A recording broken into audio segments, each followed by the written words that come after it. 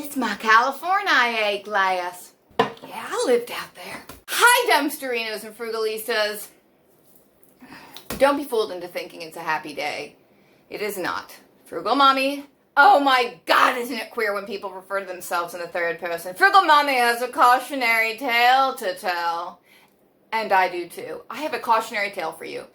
And probably nobody needs to hear it other than me. But just in case there's anybody out there, perhaps a newborn baby, who is as or more naive, too trusting. I'm just saying, if it can help anybody, okay, it's worth telling this sad, sad tale. If somebody had asked me ahead of time, like, Mom, how should I approach this situation? I would have known exactly what to tell them. You have to do this, you have to do this, you have to get da-da-da-da. But then when I was in that situation, just totally, everybody's wonderful and we're going to be friends. And what is she talking about? This has to do anytime you are paying someone to come to your home or wherever to do work on something for you. And I know you all probably say, yes, I know how to be a smart kitten. What are you doing? Throwback. Does anybody remember? It had to be probably 2 years ago. This is one of those big rolls of the plastic bags you use, for veggies at the grocery store. We pulled this out of a dumpster 2 years ago. We put several of them. And they're in the bathroom where my office is located. And it was next to me on this step. And the cat knocked it off, and that's what the thump was. But I keep it in the bathroom because I have a litter box in here, and I use it for scooping out the litter box. See? Dumpster stuff. Super handy. Anyway. Frugal Daddy and I are such idiots. I own it.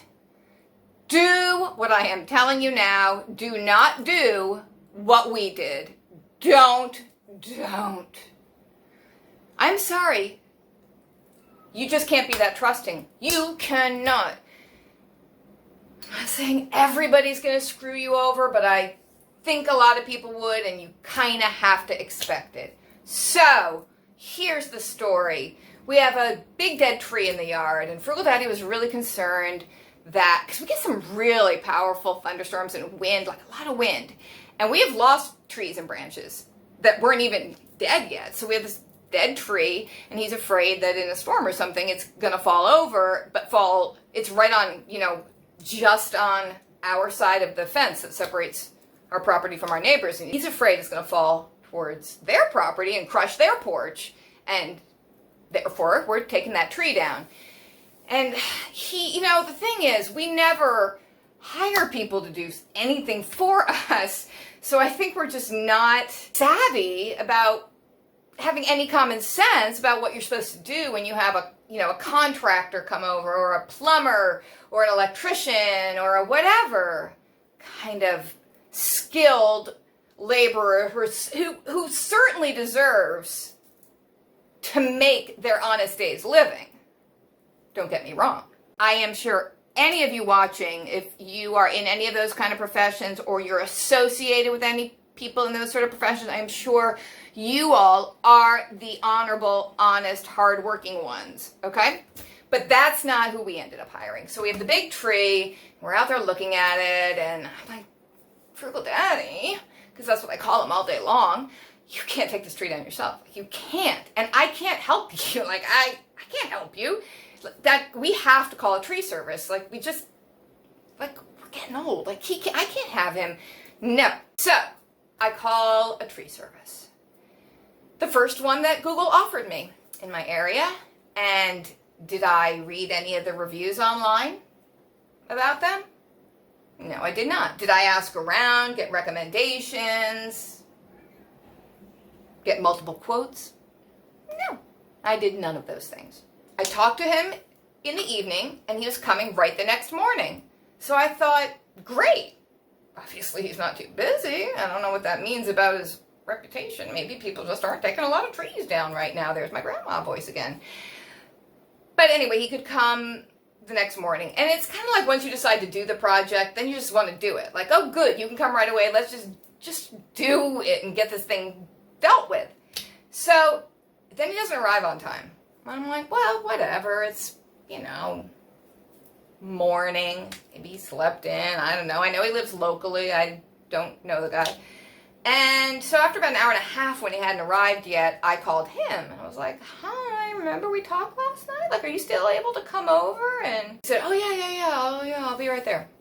So he arrives eventually, and we go look at the tree, and we're chatting with him, and he seems really nice, and it's like, oh, yay, another best friend for us, and just seemed like this, he's the boss. It's his business, and just, it was like, it felt so nice to think, oh, we're going to support like a small local businessman, this one-man show who's running his own business, and he's the tree guy, and, he was there, and he could do it, and it's like a bird in the hand, you're here, and you seem to think you can take on this job, so, hey, let's go. Then after all the social chit-chat, and I don't know what we're talking about, we get to the situation of the tree. So he looks at the dead tree, and he says, okay, it'll cost such and such amount to take that down. Then I said, okay, and while we're over here, there's this other big pine tree, and it's got some dead branches lower down, but too high for us to just reach up and, I'm like, you're here anyway with a chainsaw, like, well, can you do those lower branches that are dead? And he's like, sure, and he added on another amount for that, so, okay, great, that's what I think we're doing, And then he saw my husband's old car, and he wanted to barter, like, you give me the car, and then I do these trees. And even though I've been begging Dwayne for years to sell the car and get it out of our backyard, he doesn't want to sell it. He didn't want to get rid of it. He didn't want to make that commitment at that moment. And also, the price quoted for the trees, I think, was significantly lower than Frugal Daddy was expecting to ever get for this car that he absolutely never wants to get rid of, but also never drives, and is just sitting there. It's a very, very old, like really old Mercedes sedan, and he didn't really pay. He got it right around it was old when he got it, and he got it over 12 years ago, because we had just started dating when he bought it, and even then, it was old, and it was only a few $1,000s, anyway, but, Mercedes, whatever. We kind of, like, joked about it back and forth, but then, I realized Frugal doesn't want to get rid of the car, so we just need to move on. So I said, okay, well, we'll just leave the car issue for another time. Let Dwayne think about it for a while and, emotionally deal with the challenge of getting rid of this beloved vehicle that he never drives and has just been sitting in our yard for years. Then we're on a different side of the yard, and we're looking at trees over there, and the tree guy is saying, oh, for this amount of money, I could trim here and here and here and here and here. And I was saying, well, no. I don't want any of these trees touched because they are not dead branches. And I only want dead branches. The dead stuff has to go. If it's growing leaves, the tree can keep it. That is my commitment to nature. I said, I absolutely do not want live branches coming down. Now, we've all met before, right? Do you think that they couldn't hear me? Do you think I was muttering softly and meekly to myself when I was saying, absolutely no, I do not want any of these trees touched, not the oak, not these, the branches aren't dead, no! I know the tree guy heard me. Later says he didn't. I don't believe it. I felt like I'd made myself pretty clear. I go back inside the house because it's 1,000,000 degrees out. Not that interested in watching tree branches being cut. There's a lesson for you. Constant supervision is necessary. Lesson number 1. Well, lesson number 1 might have been ask around, get recommendations, check on these people's reputation, read the reviews. That's tip number 1. And get multiple quotes. Don't necessarily go with a guy that shows up late to his appointment but says he can do the work that day. Don't necessarily go with him. So but we do, of course we do. Because what we have quoted for the dead tree and the branches over here is we can handle that. I mean, I guess it's generally in the range we were expecting. So he's like, okay, we can do it today. I got my guys. I will go get the wood chipper. And I was like, oh, that's great. You have a wood chipper? How fabulous. He's like, of course, yeah, we clean the whole thing up for you. I was like, well, that's good, because I don't know what I was thinking. Like, what would I have done with all the dead branches and trees? I don't know. Leave them lying there forever? I don't know. Big lesson number 2, home ownership is a massive responsibility. Massive. And, you know, everybody always says, they always say, at least back in my day, you want to own a home. You don't want to rent because you don't want to be paying somebody else's mortgage with your rent money, and you're building no equity for yourself. You want your own home, and you did that. Just be careful what money pit you decide to buy, because homes take an enormous amount of maintenance and stuff. We all knew it, but I'm just saying it. So he goes off to get his guys and his wood chipper, and I'm thinking he's going to be, I mean, we're getting into the afternoon now already because he was so late for the morning appointment. So I'm thinking, okay, they'll be back in like half an hour. So several hours go by. I'm like, okay. In fact, to the point where I said to Dwayne, like, do you think they're coming back at all? Like, do I need to go call another tree service and have them come out? And I wish I had, but I didn't, because we were like, oh, give them another 10 minutes, and then they showed up. I know that they were over by the big dead tree because I looked out the dining room window at one point, and one of the workers was sitting down on this stone bench over there, and I remember thinking, I can see his underpants. In fact, I saw everybody's underpants that day. Here's my advice to men. Wear a belt, because I don't want to see your underpants. Who cares? Whatever. They're out there dealing with the tree. I went for a walk at one juncture, and when I came back, I went into the backyard. Remember where I said I didn't want any live branches taken down? It was a branch. But it was like the size of a tree. It was like there was a felled live oak tree lying in my yard with lots of green leaves all over it. And I was like, okay, try to be mature. Go with the flow. You can't glue the branches back on now. So don't freak out.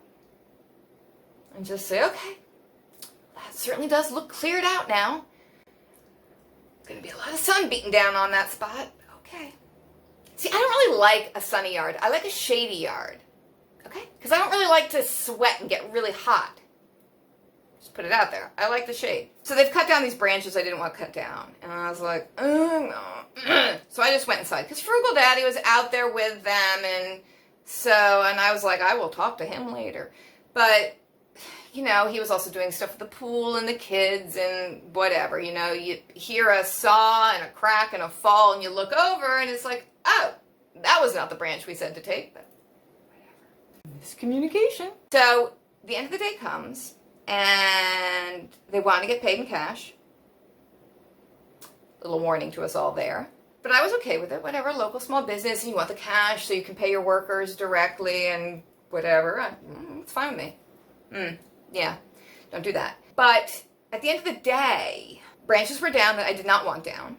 The pine tree with the low branches that I wanted off, there's 3 of them. One of them's down, but the tree guy decided he thought it looked better to leave the other 2 up. The dead tree, which is basically just the trunk with a bunch of ivy wrapped around it, I think they've taken some off because it's fallen into the neighbor's yard, but it's still, I don't know. I'm judging size and distance. I'm terrible at, but I don't know. A 25-foot trunk is still there, right? So I am in the bathtub, right? It's you know, it's light out, late, but it's getting into the evening, and I'm like waiting for Dwayne to come and tell me like how much money is it.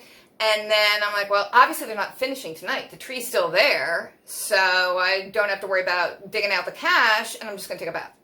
So then he comes in, and he says, I need this chunk of money.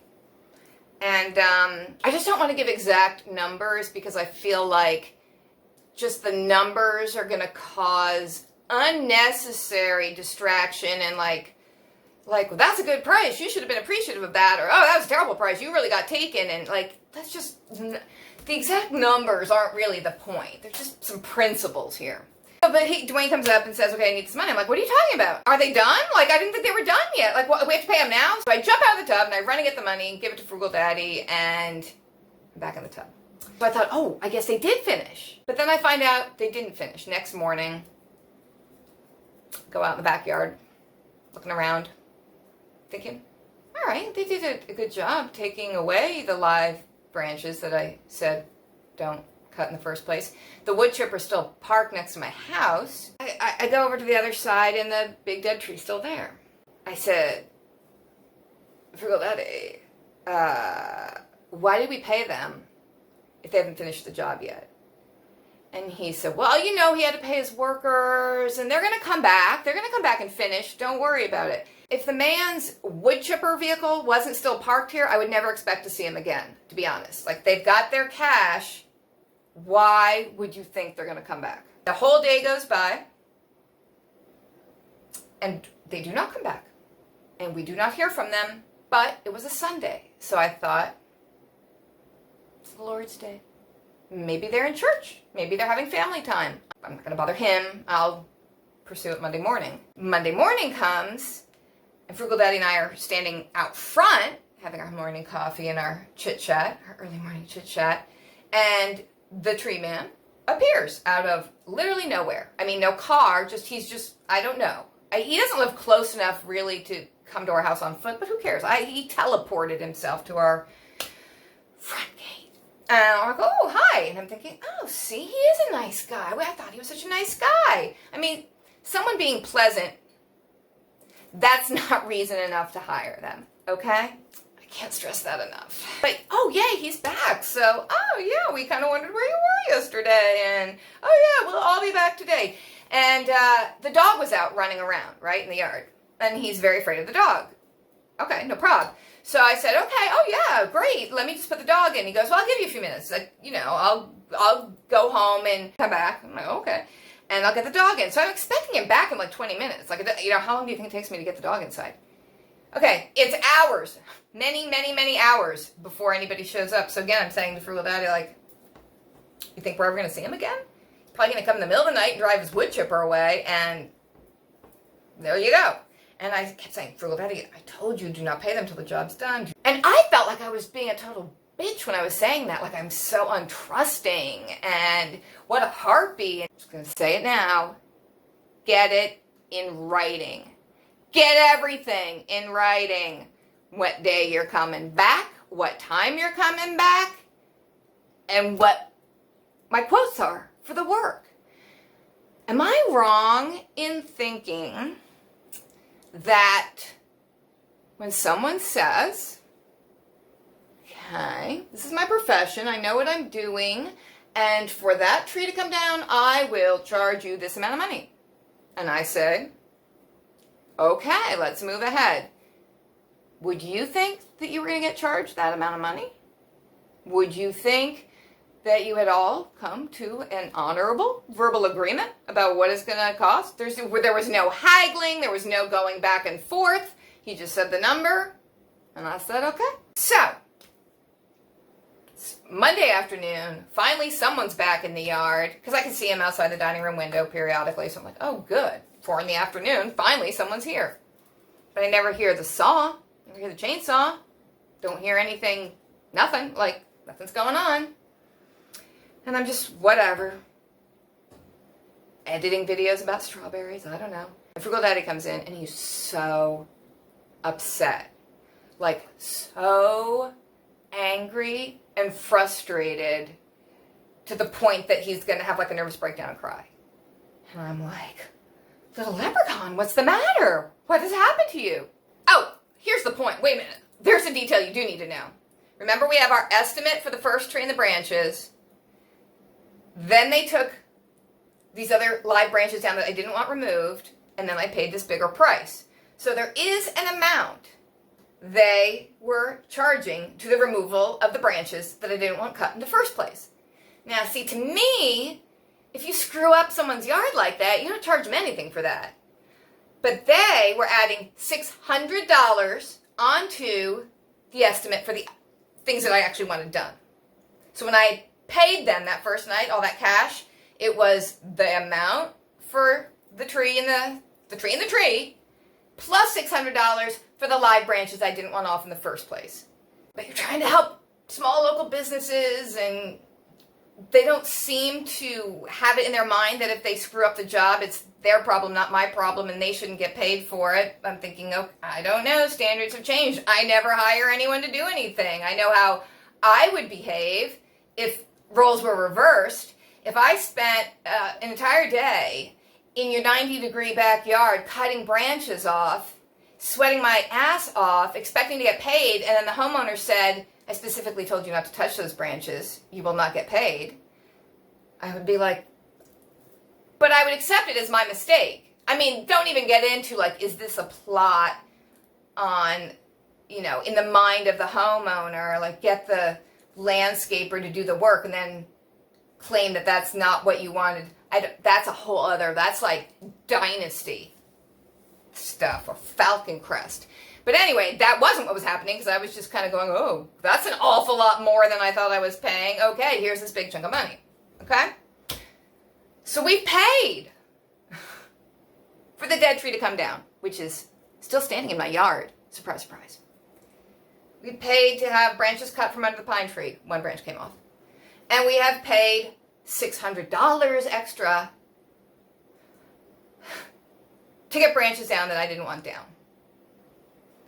Because they thought it would look better if my yard looked clearer of high oak tree branches. I like shade. And how crappy my yard looks is really nobody's business but my own. Frugal Daddy comes inside. And he's like, they want $500 more. And I was like, what? What are you talking about? And he said, I don't even know. Like, I don't think Frugal Daddy understood what they were saying.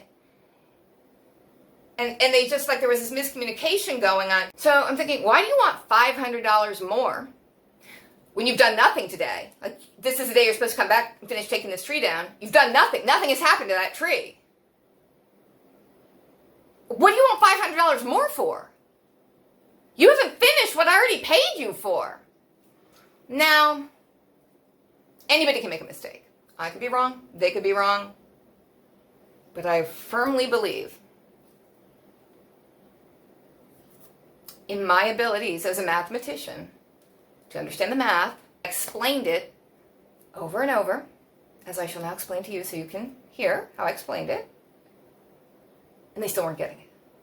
So, I'm saying we have already paid you this amount of money, which was $600 more than what we agreed on for work I didn't want done.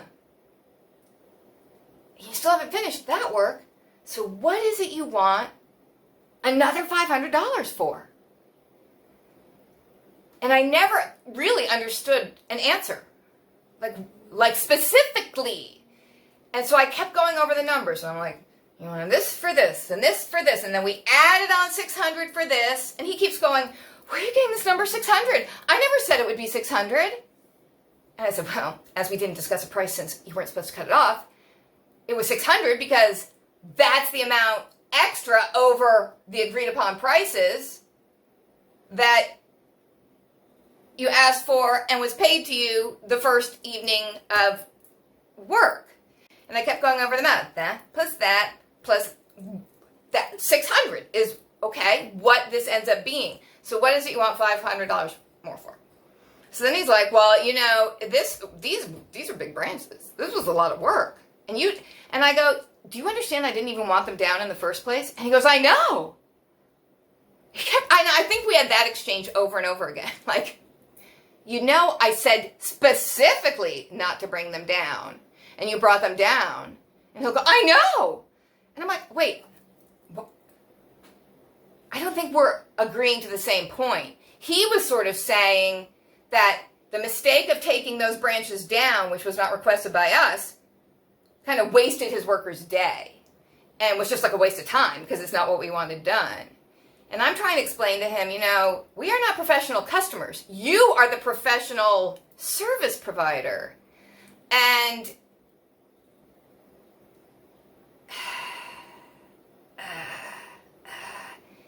if you do the job incorrectly, It's not our problem that it wasted your workers' time, especially when you weren't here to tell them what to do. You just sent them over. I don't know what you told them to do. I did not tell them to take the branches down because I already told you not to, and you're the boss. And you still paid them with the cash we paid you up front. They got paid, so what? Their day's work was not to my satisfaction, whatever. They took some branches down, they got paid for it. Who cares? You think they're really sweating it out like, that was a waste of my time because the lady didn't really want the branches down? It didn't make the contribution to the beauty of her yard like I expected it to. I don't think that's their reaction. I think, like, who cares? You told me to cut branches. I cut branches. I got paid. I went home. And that seemed to be the point he was making, like, oh, yeah, I mean, they're so upset that their time was wasted, which they got paid for. I mean, that's the thing. Oh, when you have a job, of course they're going to make you do all sorts of crap you don't like to do. Probably, if you're me with my job history. But that's your job. You've entered a covenant with your employer. You give me money, I'll do what you tell me to do. If there becomes some huge ethical conflict, that's a different issue. But sure, there's stuff I don't particularly enjoy doing as part of this job, but I'm expecting a paycheck from you, so I shall do what you're asking me to do, right? So who cares if it's a waste of your time? You still got paid for it. Would you think you were going to get paid for sitting around and doing nothing and showing me your underpants? Apparently so. Oh my God, it just escalated into this kerfuffle. And not for nothing, not to be funny. And I don't look for this kind of thing. In fact, I've spent my life thinking it wasn't there for me. You know, any kind of misogyny or being talked down to because I'm a woman. But I see it a lot more than I used to, and it was there in the tree guy and especially his worker. Oh my, and I was like, who are you? Why are you even talking to me? And, so anyway, I mean, I went off. Let's just face it. I mean, I have an anger problem. And honestly, although, I mean, it might be shocking, it felt great, actually. I mean, it felt horrible because we'd been swindled, but getting the anger out was really fun. I think I've always, this is parenthetically speaking, I've always felt that my anger was such a failing, you know, a character flaw. I mean, nobody's perfect, and I'm an angry, angry woman. And, you know, I've often thought, am I a rageaholic? Do I need to go to anger management class? Like, I get so angry. And then I thought, after this encounter, anger and fury are my superpower. I just have to direct it at evil instead of at good. I said to Frugal Daddy, I said, we need to find social justice issues to get behind and just channel my anger. Because I'm on fire! You know, there's always that part of your rational, normal brain. My part's super tiny that's rational, or I don't even want to say normal, but there's the part that's the observer that's like, wow, you are really pissed. Like, listen to you. You are out of control. Amy, like, bring it back. Ratchet, what are you doing? Wow. Oh, you're going there. Oh, yeah, she said that. But that part of me didn't stop me. I mean, I let it all out. I didn't really get into the whole misogyny thing because obviously they're not going to hear it. But it was so there. It was just so there, which made me angrier, of course. The worker guy left because I basically said, I don't even know who you are. I don't know why you're here.